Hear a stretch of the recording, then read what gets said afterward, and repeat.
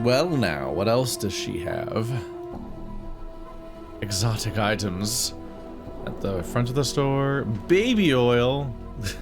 What is it though?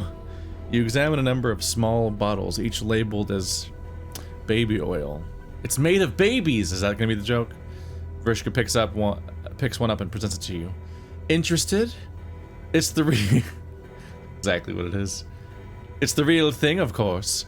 Thousands of mewling mortal babies went to making this stuff. You can't buy it.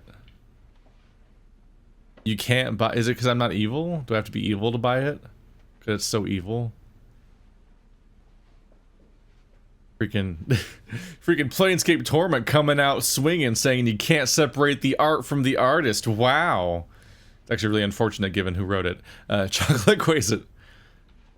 You examine its twisted little imp-like creature sculpted out of pure milk chocolate. It looks delicious, does it not?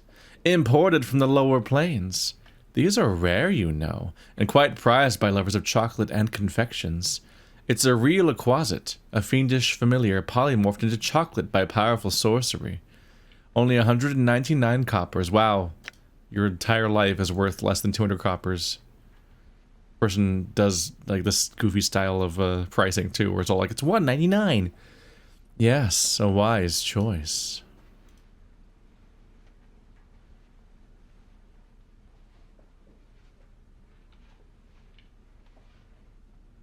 A tattered ragdoll, the last item. The years have not been kind to this tiny ragdoll. It is coming apart at the seams, and it looks like its threads are unraveling. It is obviously intended to be a replica of the Lady of Pain, but the button eyes and its plush softness don't strike much fear into your heart. Vrishka holds it up for you.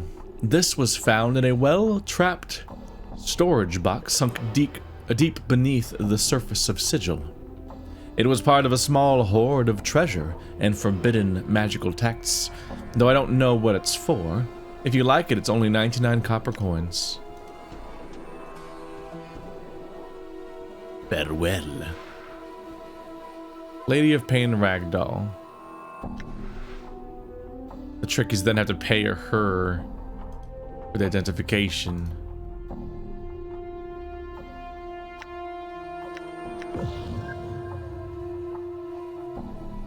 So is how it goes.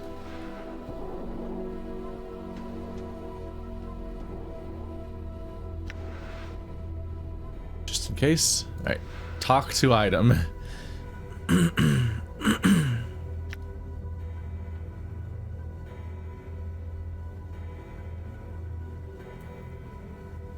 Aw, you're just a cute little lady of pain, aren't you? Aren't you? Yes, you are. The doll does not respond to your coaxing. It merely stares at you with its button eyes.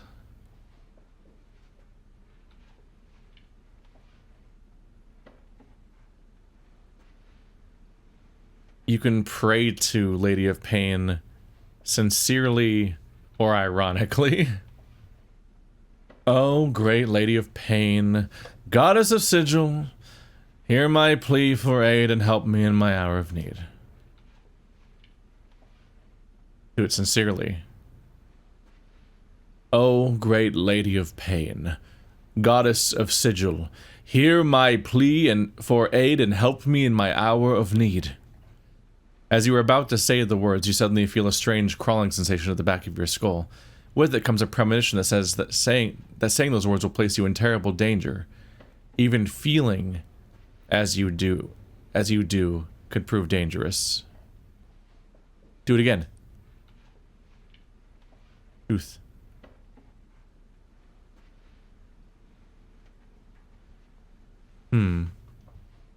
Nothing happened. Well, I've got my intestines and my eye and my arm. I'm just full of myself. There's a twisted little imp-like creature, a quasit, a sort of fiendish familiar that has been polymorphed by prized by lovers of chocolate and confections.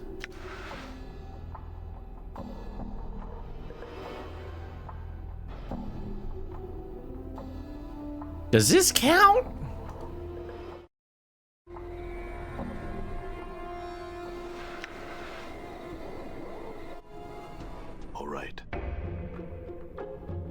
Does this count as a thing you eat?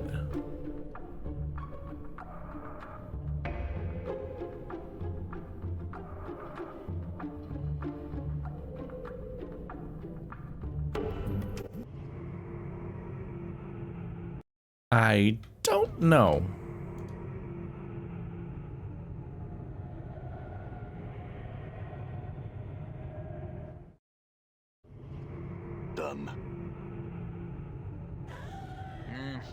I don't trust the Gith. I say we leave him behind.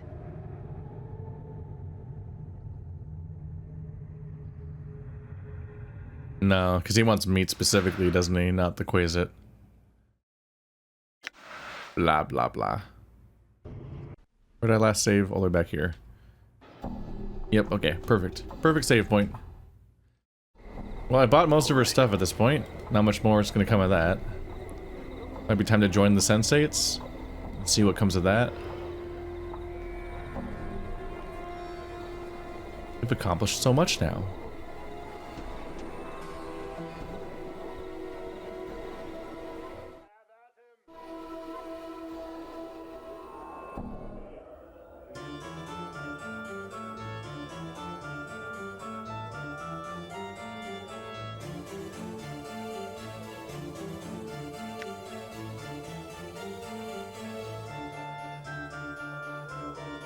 Might I become a sensate then? In order to join the Society of Sensations, one must be willing and prepared to share their own experiences. 5 are required, 1 from each of the senses. Alternately, one may contribute a single experience that has strong elements of all 5 senses. These must be either new sensations or improvements upon our current stock. Should we find them acceptable, they will be placed into sensory stones, and you, having become a sensate, will be taught the sensory touch. It will allow you to draw others' wounds onto yourself, healing them by accepting their suffering. I'm ready. I want to become a sensate. First, what smell or experience involving it would you offer us?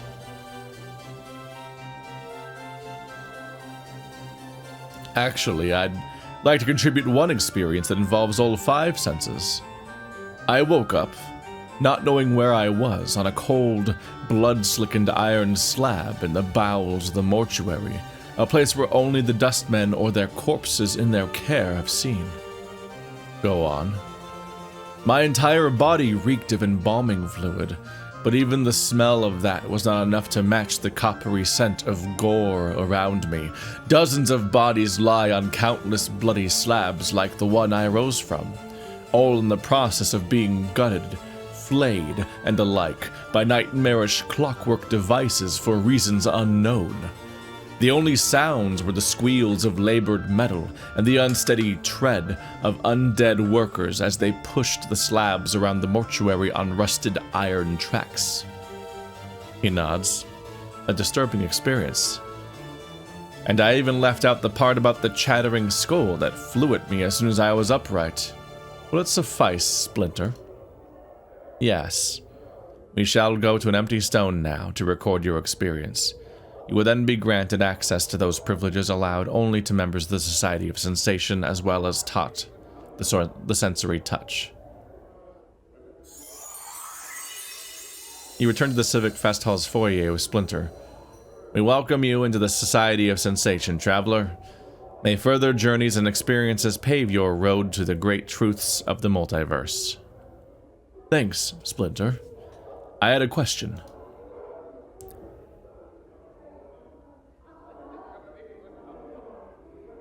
Somewhere I can rest here. Yes, there are lodgings within the fest hall. Should you wish to visit them, walk eastward through the fest hall from here. You'll eventually come to them. Speak to the room clerk there.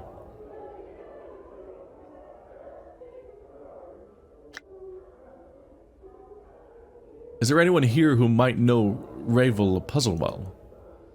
Splinter closes his eyes and thinks briefly. We would recommend that you speak to a wizard by the name of Quell about Ravel. Quell is always somewhere in the fest hall, most often in the private Sensorium. Show me to the private Sensorium. This place is new. I'm trying to remember. I think I checked out the place that was available. But there was doors that were locked because I wasn't a member. I think.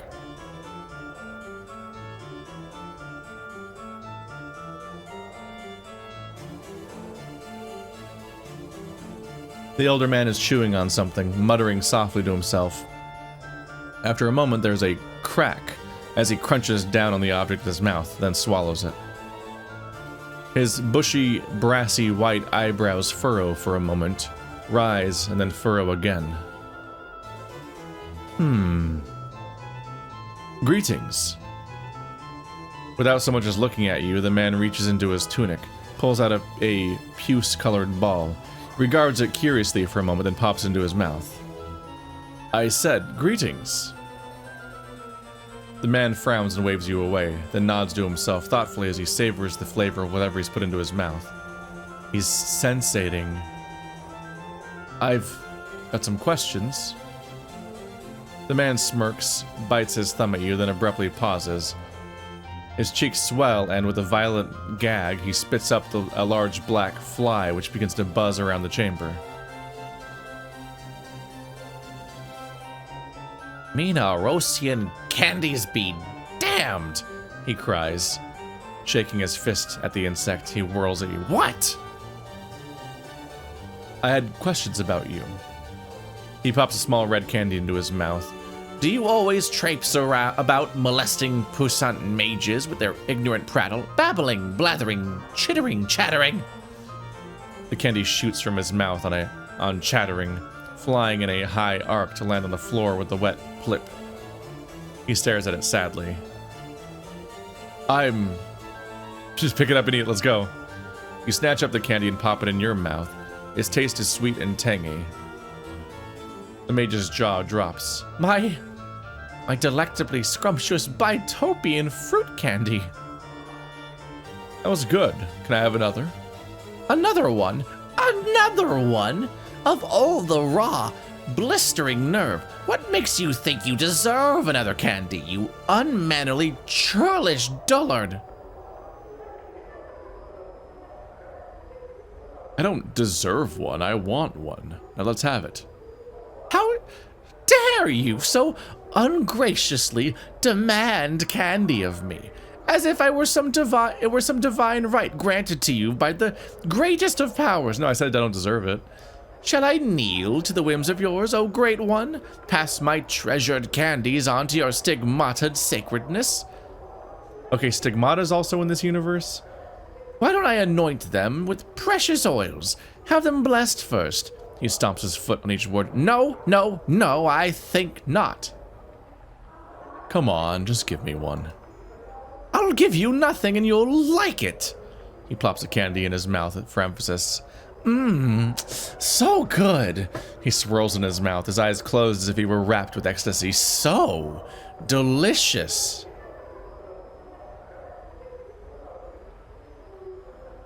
I want one and you'll give it to me. Now let's have it. How dare you? That's the same thing again. It's looping. Fine then, forget it. I shall. Forgotten it is, you scabrous, rot-brained clatter-trap. Now farewell. But I had questions. I care not, you yeasty, beef-witted pignut. His eyes bulge out as he jabs his finger at you. Now off with you. Off with you. And do not return without being prepared to show the proper respect. Come bearing tribute, a gift. He suddenly draws close and whispers from the side of his mouth. Oh, the chocolate thing that I already have. Go figure. Candies or chocolate would be nice, but nothing common, mind you. Bring something exotic. Now be gone.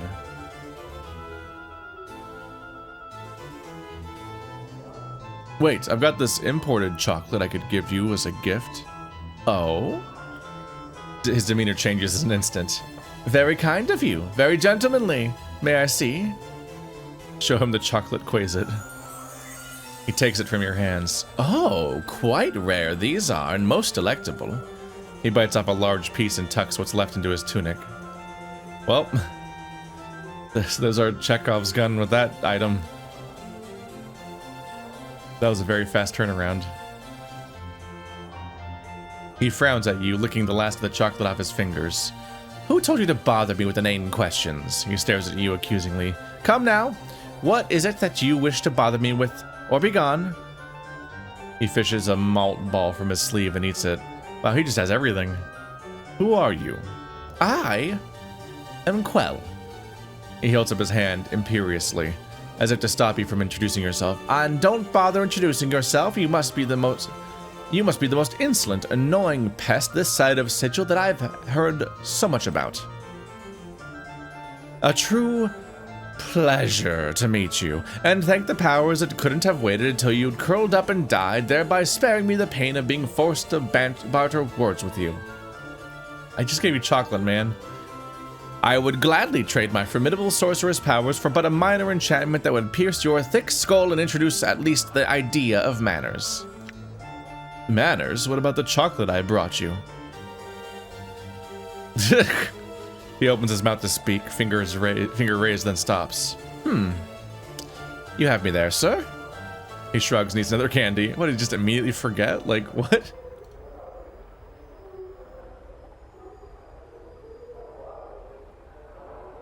What can you tell me about this place? You stand within the Civic Fest Hall, in the exclusive, so very exclusive until you shambled in, private Sensorium. Speak to the man at the Fest Hall's foyer, Splinter, should you have any more factious questions about the place. What do you know about Revel Puzzlewell? At the mention of her name, he swallows the candy he's sucking on with a loud gulp, wincing in pain. What to tell? Why tell it all? Such tales are best left in dusty books and at the attics of old men's minds. Evil! Such a name, and such dark tales swarm about it, like flies on a corpse. Just the same, I need you to tell me. He rolls his eyes, plopping another candy into his mouth. She's a night hag, my boy, who came to Sigil, all evil and cackles she was, alive with her shadow magic, ready to butt heads with the Lady of Pain. Barmy old hag, only succeeding in getting herself mazed. She's likely dead by now. Barmy means crazy, right? Basically. Barmy meaning, let's Google this shit. Yep, crazy. Mad, semicolon, crazy. Example 2, extremely foolish. That was a barmy decision. Alright, and so it goes. Alright.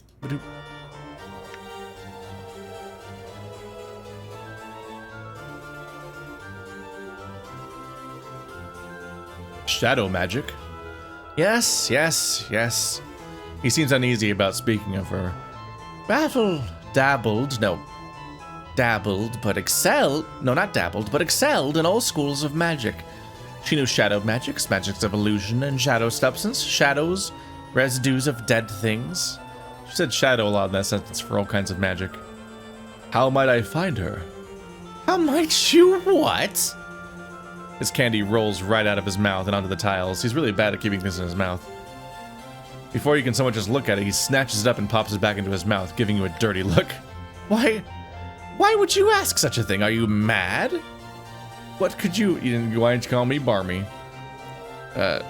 What could you possibly want with such an evil creature? She knows something about my past. Doubtful. She was mazed many centuries ago. Gone, penned in the dead book she is. And even if she were somehow, still clutching to life with her blackened, bloody talons, what could she possibly know about you? If she wasn't the spitting image of cackling evil, that is, and was even willing to help you. Ah, maybe we had a thing. I'll just have to hope she's alive and will help me. By Lesh's 6 teats in her swollen tummy, what a flickering candle of hope hurtled into the howling winds of pandemonium that is. Flicker, flicker, whoosh. Don't be any more the fool that you need be. I must still seek her out, whether she's dead or alive. So, if she's dead, and she most likely is, then why? Then what is your plan, may I ask? You have everything all figured out, do you? Quell is just blowing words out of his pits. Nonsense. Nothing. What do you plan to do if she's in the dead book, eh? I don't know. I'll figure something out. My, that's the best plan I've ever heard. Pure, blinding, white genius of an idea. No idea how to get into the maze, no idea how to get out, no idea what to do if she's dead, certainly no idea what to do if she's alive. I might as well be talking to a lemure for all the barmy foolishness you're spouting out. Can you tell me how to get to her maze? Lunatic! Madman! Addle Cove! Have you not listened to a word I've said? She's imprisoned in an interdimensional maze for trying to best the Lady of Pain. That means she's at least 10 times as barmy as you and at least as 100 times more powerful. He's also, most likely, dead, thrice dead, and if by some happenstance she isn't, she'll make you dead. Yeah, but I can't die, so... I understand, but I really need your help. Can you tell me how to reach her or not? Quell goes quiet, chewing on his lip. After a moment, he fishes around his tunic for a mint, then plops it into his mouth. You're serious? Serious now? Why so serious? God damn it, I wasn't ready for that line. It's like a decade before that movie came out, which is now more than a decade old. Oh my god! The Dark Knight is closer to the release of this game than it is to now. That's one of those brain moments where you don't want to think about the passage of time anymore.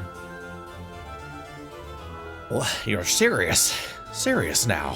Why so serious? So batter-bent, so mule stubborn. He sighs. Well, born clueless, die clueless. Yes. Updated my journal. Why are both clueless as capitalized? All mazes have portals. This much I know to be true. A way in, a way out. This is how the lady fashions them. I do not know the portal, its location, or even its form, but I am told its key is a piece of ravel. A piece of ravel? But if ravel is maze, then how am I supposed to? Then you'll have to make do. Find something that has ravel's taint in it, mayhap. Is it going to be the bronze sphere? That is all I know. All. Bother me no more about it. If you want to go pestering someone about something like that, go to the brothel of slating intellectual lust. One of the ladies there is bound to have met someone or know something that'll help. Or talk to all of them, well, they're not about that, I guess. Updated my journal. Well, he was entertaining. Oh, he's leaving. He doesn't like me. One of the reasons to join this faction in particular, not knowing whether or not you have to pick one specifically, is that in my head, I'm like, well, we're trying to regain our memories, right? And just being exposed to more things is what triggers new memories coming back. This is a place full of experiences. That seems like a great way to get your memories back, is just having them triggered by all this random shit. The base of this aquatic blue stone has been sculpted so it appears to have melted into the pedestal it rests upon. The stream of perfect azure tears drip down the sides, framing the inscription beneath the pedestal. Longing. Begin the sensation. As you place your hands upon the stone, its surface ripples beneath your touch. A chill washes over your arms, like plunging your hands into a mountain stream. Close your eyes, submerge into the experience. As you close your eyes, you blink and reopen them. Your eyes are brimming with tears, and you are overcome with a terrible sensation of drowning. As the sensation rolls through you, there is a stirring in your breast, a hunger, poisonous, like a serpent, biting into your heart, until you feel as if your breast will explode. You want desperately to steady yourself, focus, but all that comes to your eye is tears. Wipe away your tears. You raise your hand to wipe away your tears. Your hands are soft, delicate woman's hands. They brush the stray tears from your cheek, and you cup them in your hands, each of the tears like jewels shimmering in the lights. Turn to examine the lights. The lights are cast by candle globes that drift through your sanctuary. You have come to this place to gather your thoughts, to reflect on the past with an eye toward the future, to cleanse the mind before the coming journey. Yet, you cannot concentrate. Your thoughts remain in the present, trapped there by the terrible feeling that writhes in your breast. What did he mean? Close your eyes. Sigh. You close your eyes, but the words echo in your mind 100, 1,000 times. Will he ever return? The sound is a whisper, an echo. Only you. Only you. Yet you hesitated at the brink of time's door, and he must have thought you afraid to go. But you were not, and you were afraid to stay. And the fear... The serpent writhes in your breast again, its fangs biting into your heart, filling it to bursting with its poison. The tears come again, running down your cheeks in streams, his words echoing. Only you. Only you. Your eyes snap open. It's his voice. You whirl and you gasp. He stands powerful in the shadows, and he strides into the light of the drifting candled globes, and you feel the serpent writhing and dying. He returned, his face stern, but somewhere in those features you can almost see his pleasure at seeing you. After all, he returned for you. Only you can help me, Dayanara. But it was wrong for me to ask you for your help. You speak. Dayanara, yet you. It is you. Gray-skinned like a statue striding from the light. Are you that scarred? Your body looks like it has been bathed in knife blades, the wounds, the tattoos, horrible, yet you see through Dayanara's eyes. And she sees. How can she see you in such a way? She puts a cloak over your features. She sees you in such light, such terrible longing. Light. For she... how? And she feels such... Try to refocus, brace yourself, hold on to the experience.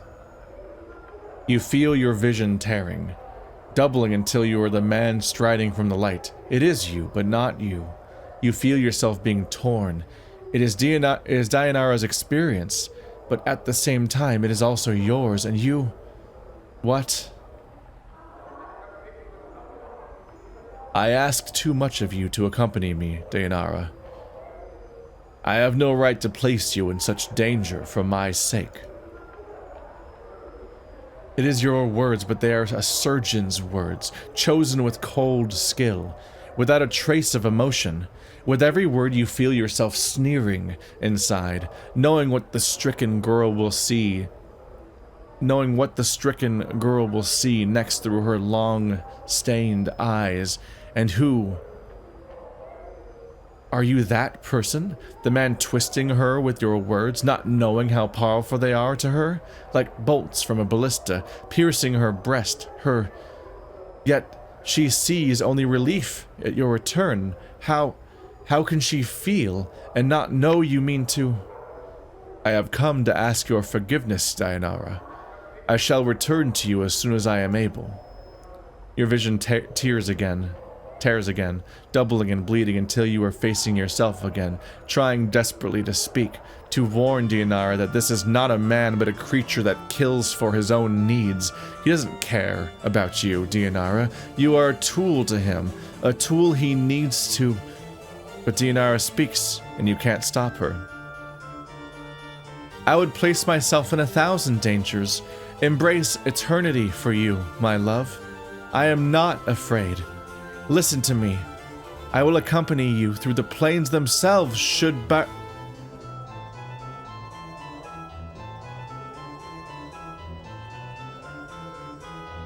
though the planes themselves should bar the way.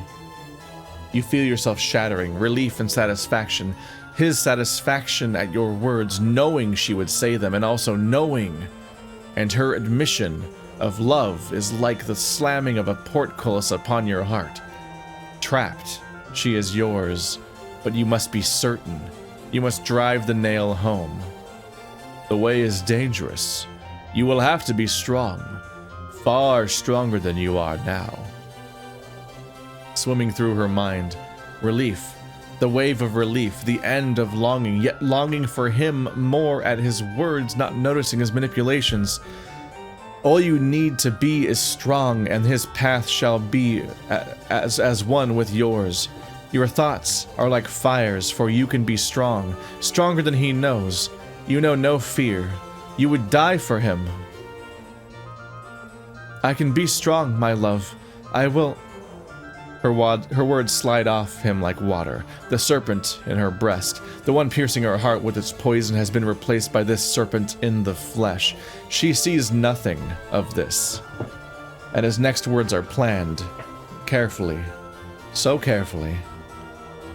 I can't say if we'll succeed, Dayanara. But I'll do my best to protect you. And I will expect nothing less of the same from you. You may be required to make some sacrifices. At that final terrible word, you feel yourself being torn apart. He means her harm. He means you harm. And you are her, and he means to hurt her. Yet you need her to be harmed, and you want to scream. Scream at her that she is in danger. Run. Run, Dayanara, for his eyes unmake all things, and... Of course, my love. Life is sacrifice. This I have learned. You, she, her. You speak the words, and in it you feel yourself dying inside. You are a spectator, and you have watched a woman die, for the words are a death sentence. Yet still she speaks, unheeding, uncaring. I left a legacy in my father's keeping, my love. Ask for the 6th, the 3rd, the K, and the S. In it, I bequeath everything to you. It's not much, but with it, I left... Dated my journal. You... him... A wave of irritation washes over you. You clench your teeth to prevent the irritation from crossing your features. Must she always continue to prattle, even when you do not prompt her? This woman talks when I don't tell her to talk. Must she? But no. No. Keep the irritation inside, only a trace slips out. Come now. I cannot die, Dayanara. There is no need for such foolishness. Hurt, you, she's overcome with fear. Fear that revolts you. And the fear wells up inside her. You, as you watch him frown, as you hasten to correct him. He must know the reasons and know the wisdom behind them, so he's impressed with your planning. Speak before he turns away. I know I often act foolishly, my love, but you said yourself that you can forget things if you are badly hurt. There are things in the legacy that can help you remember should you forget yourself. Dated my journal. You coldly regard her through your eyes, tracing your gaze along her furrowed brow, wrinkled with worry, desperation. She has acted as you expected, yet there is something in what she says. Perhaps, yet I hope nothing of this legacy is of value. I do not want you to leave any things here in some safe that could be of some use on our journey. Her illusion is shattered. Just for a moment, you watch, silent as the emotion falls to the ground, splintering like silvered glass. Of some use. Such a casual statement, yet even Dayanara sees, and you hope, just for a moment, you hope that she sees him for what he is, the serpent. The serpent. and your hope dies. As in Dianara's eyes, the emotion is rebuilt, the slivers being drawn from the ground, the illusion rebuilt, but the slight sliver of pain remains. He thinks you have done something foolish, yet you did it for him. You must make amends, but how? You must convince him the legacy is unimportant, but it isn't. It isn't. It's everything. The legacy, my love, it just has a few things to help you remember. The scythe of words falls on Dianara, so quick, so sharp you cannot follow its arcing path. A legacy? The things you do, Dianara, such romantic gestures. No matter. No! Dianara, you have driven him away again, like you did the night before. You felt the serpent stirring again, reborn, circling around your heart. There is the softness of hisses, yet he does not hear. Would you wish to leave a legacy, my love? For yourself? Or for anyone you would want to? It might help you remember if you left something for yourself, or for the ones you loved. The word scythe falls again, terrible and swift, yet this time the illusion holds and the serpent is cloaked. The serpent is cunning, and it shall not reveal itself until it strikes. A legacy for myself? Not likely. The things I would leave for myself would not be safe in some advocate's office, Dianara. But enough of this. I must leave. He's leaving. You must make him remain. And the experience swirls around you, terrible, the spiraling toward the final scene, the question she wants to ask. Don't ask it, Dianara. Don't ask it. Be silent. Be silent. My love, before you go. His anger, his irritation. What now, girl? What now, you mewling banshee? Before I go. It looks like I am in no danger of that. Come, Dianara, can't these questions wait for the morn? There is much. She is desperate, drowning. Say it, say it, say it, and you speak it. Do you want me to come with you, my love? The rush of emotion dies in your mind. This is the end. The words you are about to speak are true, but the truth is not the truth she sees. There are no lies, only cold calculations. Of course he wants you to come with him, Dianara. You understand it clearly. Too clearly. He has invested too much in the poor girl to let her go. Of course, Dianara. I would not have asked you to come with me if I did not want your company. You know how I feel about you. There is a cold silence in his mind, then a hissing of a thought, a response sharp and deadly like a dagger blade. The lie comes swiftly, unburdened by emotion. I love you, Dianara. And you want to scream as you feel the lie wash over her like a radiance. But it is a shadow of truth, a serpent's kiss, and he means you harm, and she can't see. You want to call out, but she is crying with joy, even as cry with joy, with frustration, with joy, with despair. The emotion washes over you like you are drowning, and you need to speak. You long to speak, but you cannot, and tear yourself away from the experience. And you scream as you tear your hands from the stone, bloody tears rushing from your eyes, running in streams down your arms, your hands, to coat the stone. Blood. Her blood. And you can't warn her. And you can't stop crying. And suddenly, Fall from Grace is there, and her touch is gentle, like silk, and she brushes the tears from your eyes, even as you feel the screams welling up within you. She shushes you, cradling your face through your bloody tears. I can't bear it. I couldn't stop her. I wanted to, but I couldn't do anything. Balsam Grace looks into your eyes and she nods sadly in understanding. And that is the nature of longing, the desire for that which you cannot change or possess. She studies you, withdrawing her hand, now soaked in your blood. Will you be all right? Yes. Yes, I need a moment. Very well. Balsam Grace steps back. We will continue when you are ready. Take a breath. Try and recollect your thoughts. As much as you want to hurl the memory of the experience from you, you hold it fast because you know it's important to remember it. It was you in that experience. It was Dianara's experience. But because it was you, your memories flooded you, and you could feel both sides at once. Who were you? Who was that shade of you? Well...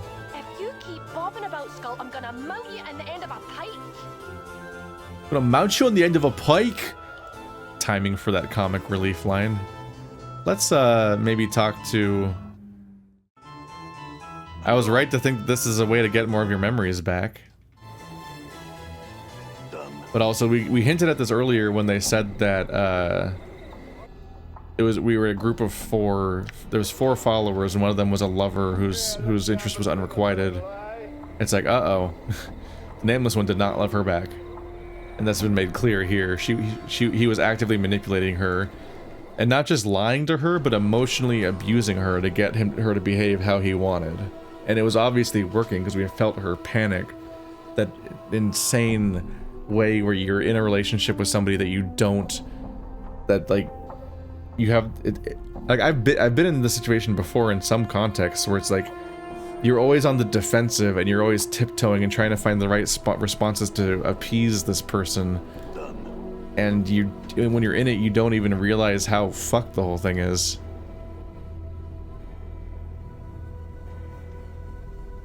You see Iannis. See, I should save just in case I hadn't. Oops. You see Iannis. He turns as you enter and affixes you with a tired gaze. There are dark sacs beneath his eyes, and he looks as if he has not been sleeping. Greetings, Iannis. You again. Iannis frowns slightly as he stares at you. What is it you want this time? I had questions for you.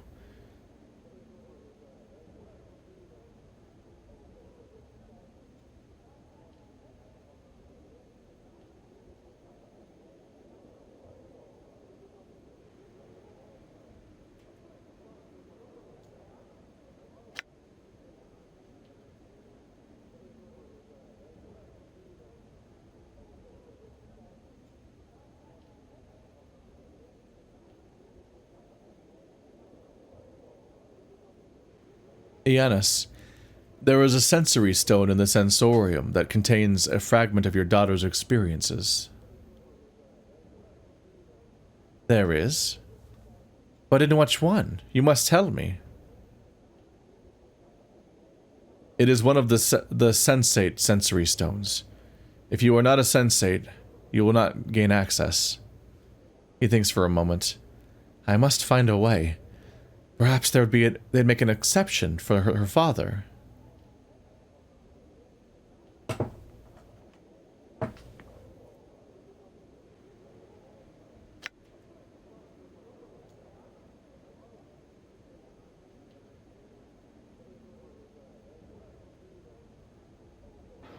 If you wanted, I could speak to someone. I'm certain they would make an exception in your case. Updated my journal. Iannis looks relieved. If you could, I would be most grateful.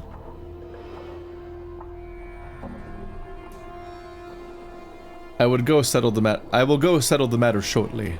Now, in the sensory stone, she left a legacy number for me. Ah, Iannis nods. It seems you spoke true. My daughter was known to you then. He sighs. Hold a moment, and I will see what was left to you. I will wait. Updated my journal. 4 items and 8,000 experience. All the articles are accounted for. Yanis is holding 3 scrolls in his hands. I had no idea she had established a legacy here. He is staring at the items, almost hypnotized. Here you are. If I may I read them, sir? Let me read them first, then I shall decide. Of course. Yana seems broken, but please, I beg you, I have very little left to remember my daughter by.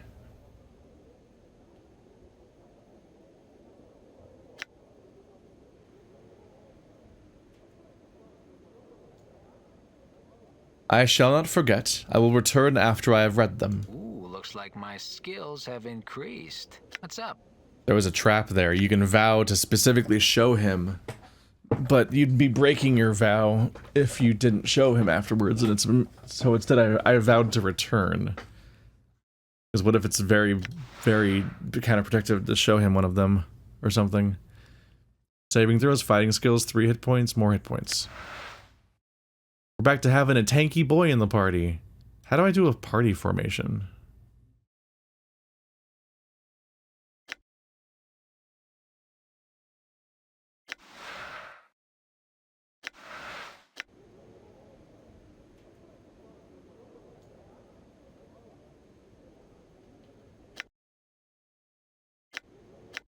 Oh, right. Hear your words. Interesting. Right click is inventory.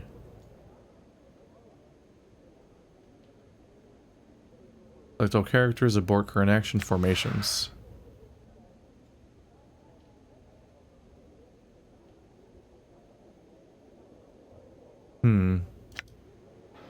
Oh, follow. I'm gone. This makes them all follow me in a string.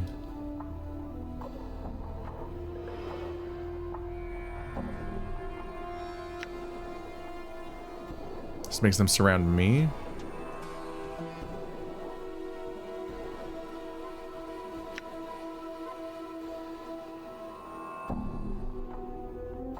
Makes some sense. I wish I could just rearrange who, like... The problem with this formation system is you can't say who's who. I think I need to remove people and add them back in the right order, but I don't want to deal with that if it's going to dump their inventories.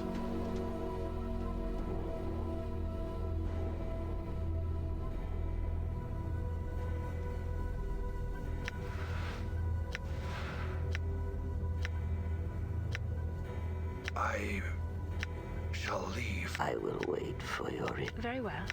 I shall All right. remain here until I'll be you here if you return. need me.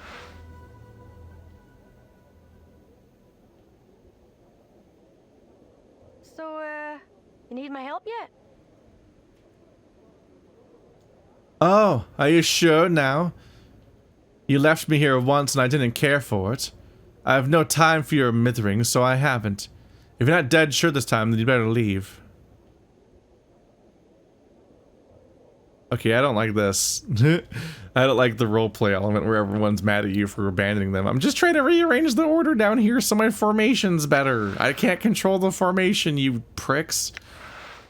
But I'm not gonna do that if they're all mad about it afterwards. Dianara's ring. Usable only by me. +1 to all saving throws, +1 to armor class, +3 armor class versus piercing. Wow. This ivory ring was part of Dianara's legacy. It radiates a slight glow. And though it is cold to the touch, the chill is strangely comforting. The ivory band stretches to fit the width of any finger. Among the many secrets of the Society of Sensation is the ability to shape a peculiar stone from Elysium, dubbed Soul Stone. While the stone is not as powerful as the sensory stones, the Soul Stone is said to carry an imprint of the shaper's feelings. These rings are often used in the sensate's marriage ceremonies, each ring inscribed with the feelings of the other. This ring was obviously intended for you. When wearing Dianara's ring, you gain added protection from all attacks, and additional protection from all piercing attacks. Presumably, the ring's purpose is to shield the heart from shock and trauma, and this extends to any physical pain the wearer suffers as well. This is a +1 armor class, this one's +2 armor class, so I'll have 3 armor class just from rings, and then 6 against piercing, which is pretty strong. Healing scrolls. This thin issue vellum scroll was part of Dianara's legacy. The scroll is neatly rolled up and wrapped in a red ribbon. When the ribbon is opened, the healing magic contained within the scroll is released. So one-time use 33 healing scrolls. And heart charms.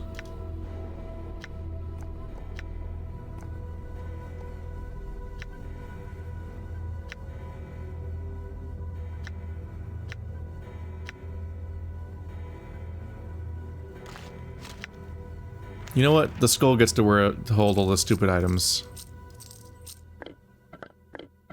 You can have the 4 keys that I'll never use again, probably, and all the noise stuff from the fake dungeon wacky game. That's probably all confetti, wacky, Chuck E. Cheese money. What? Carry weight 90, 120, 500? 90, 90, 90. Okay, this guy can carry all of the heaviest items. Did I give you something that does that? +2 strength. 19 strength. 12, 14, 19, 13, 13, 12. He does have the most strength. That feels like too much weight allowance for just that, though. But damn if he doesn't have some strength.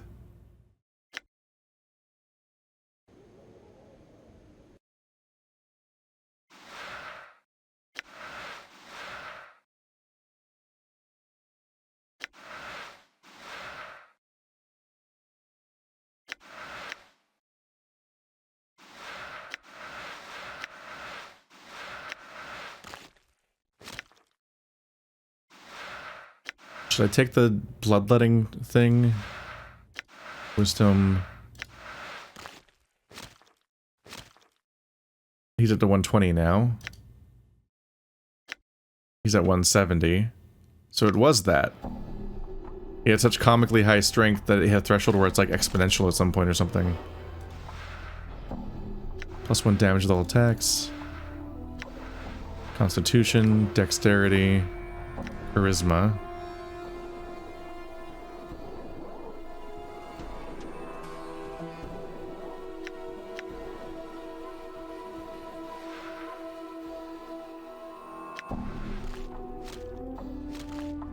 The charisma one's kind of wasted.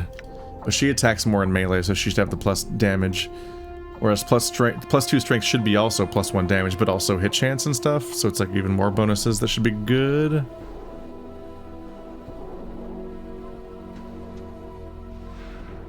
Dianara's legacy. My love, if you are reading this, then the tragedy I have seen has come to pass. I have died, and you have remained to suffer the loss. Know this, my love. I know why you were forced to shield your feelings from me. You sought to protect me from the terrible burden you carry with you. The distance you kept between us was your way of protecting me. And the brief moments when we were alone, and you let your feelings be known, that was when I knew you cared for me. Carry no regrets with you. Carry no guilt. For I came with you on your haunted journey of my own accord.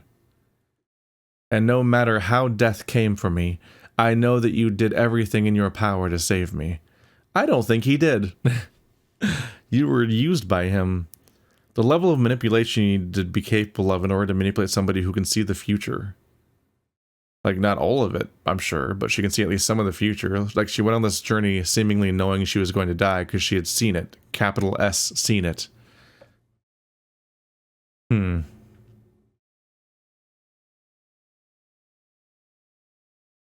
He would use this emotionally abusive approach of neglect, where he would starve her of responses and affection, specifically to make any hint of that seem like it was seeing the real him and letting her in, and it's all like massively manipulative. It's like making it goes well beyond negging to this, like it really like 5D chess nightmare of abuse where you're like, just this person completely loses touch of like what's reasonable about this relationship or not. Our lives are intertwined, my love, and death shall not be a wall between us. For my sight has seen what is to come, only in staccato segments, but is enough for me to know that we will be separated for a time, but we shall be reconciled again. Thus, do not see my death as a farewell, but only as an interval before we meet again. Carry my ring with you, and these other pieces of me, and think of me. Keep me in your mind and heart, and that will be the beacon that brings us together. Forever, Dianara. And yeah, even though I'm not the same person right now, arguably, I was afraid to let him read the note, because I'm like, oh god, what did it say? How massively incriminating is this? But like, if he experiences...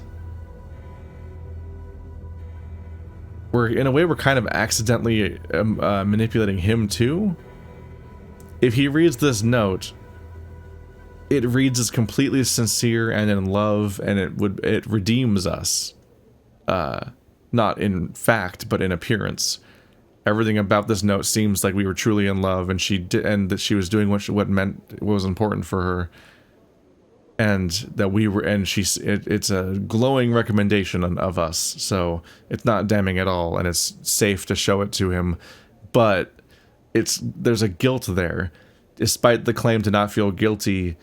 We are massively guilty. Like, it's horrible, the vision we got and what it meant.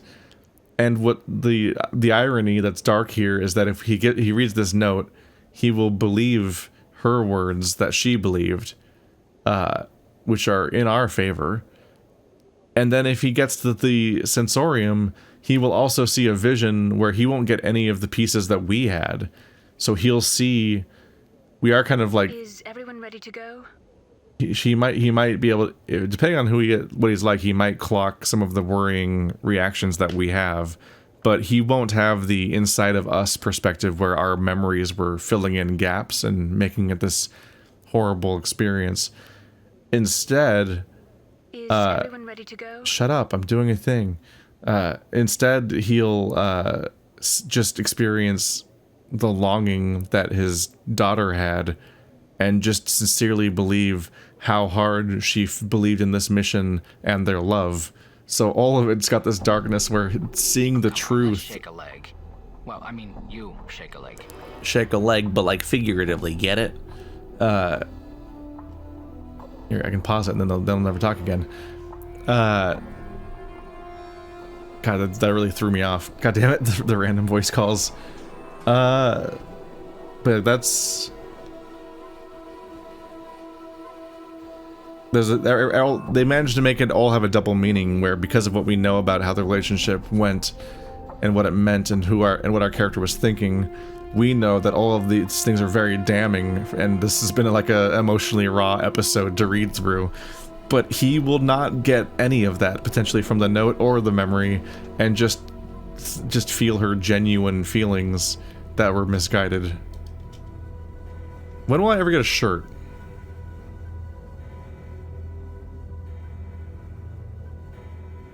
Here is Dianara's legacy, as I promised.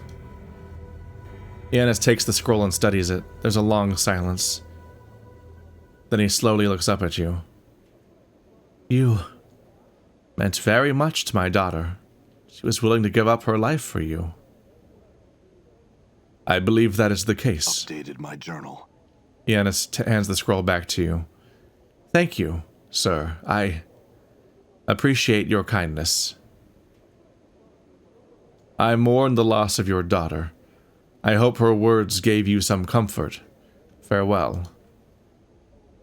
This is a very interesting sequence to think of in terms of the idea that Planescape Torment is often seen as the spiritual predecessor to Disco Elysium for a lot of reasons. The dialogue, the amounts of dialogue, the introspective nature, like the philosophical bent to both of them and so on. But like, and the de-emphasis on combat potentially, although there's still a fair amount in this. I guess it was less by the times, but the moment we met Dianara, I thought of the woman from Disco Elysium, which I don't want to get too much into. And then, like, there was these hints of some woman, and then there was specific elements of guilt and shame, and then eventually a memory. And I'm like, this is all surprisingly one-to-one. Not, like, directly, like, we didn't... It's not somebody that you actively manipulated and then got killed, but there's a surprising number of parallels just to, like, the way that's used for your amnesiac trying to regain their memories and that specific dynamic with that specific character. That is interesting. All right. This was a fun episode. I liked the very emotionally written dialogue and just kind of going through that scene. That's enthralling in a way that expositing about settings rules isn't necessarily. And it's the kind of thing I look for in these games. Like that was A+.